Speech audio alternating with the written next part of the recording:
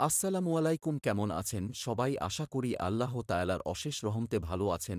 KD প্রোমেক্স YouTube চ্যানেলে আপনাদের স্বাগতম। বিনা সতর্কবার্তা ছাড়াই পানি ছেড়ে দেওয়া মারাত্মক অন্যায়।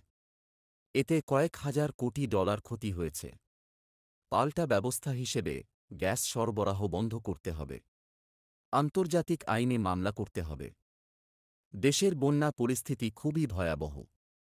এই পরিস্থিতি মোকাবিলার জন্য সকলকে একত্রে কাজ করার আহ্বান জানাই। যার যতটুকু সম্ভব বন্যার্তদের সাহায্য করুন। ফেনীতে অন্ধকার নেমে আসছে, পানি বেড়ে চলছে, ইলেকট্রিসিটি নাই। ফেনী থেকে পুরো দেশের কাছে আবেদন।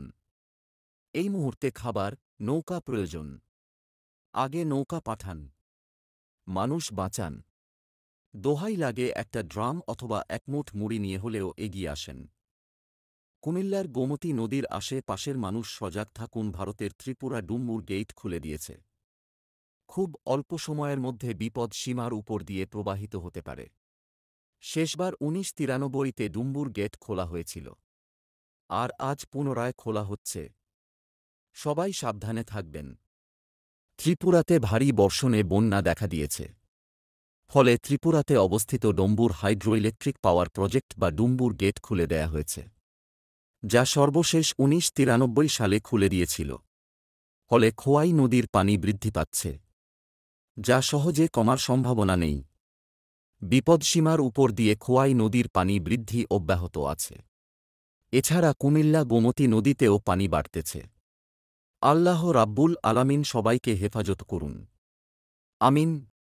মুসাপুর সুইচগেটের ২৩টা গেট খুলে দেওয়া হয়েছে। পানি সাগরে নামতেছে। ফেনী, নোয়াখালীর পানি কমে যাবে, আল্লাহ ভরসা। যারা আটকে আছেন ছাদে, অনুগ্রহ করে লাল কাপড় টাঙ্গিয়ে রাখুন। হেলিকপ্টারের খুঁজতে সুবিধা হবে। ২০ মিনিট পর পর হেলিকপ্টার যাচ্ছে। জুলাইয়ে রক্তের বন্যা, আগস্টে পানির বন্যা।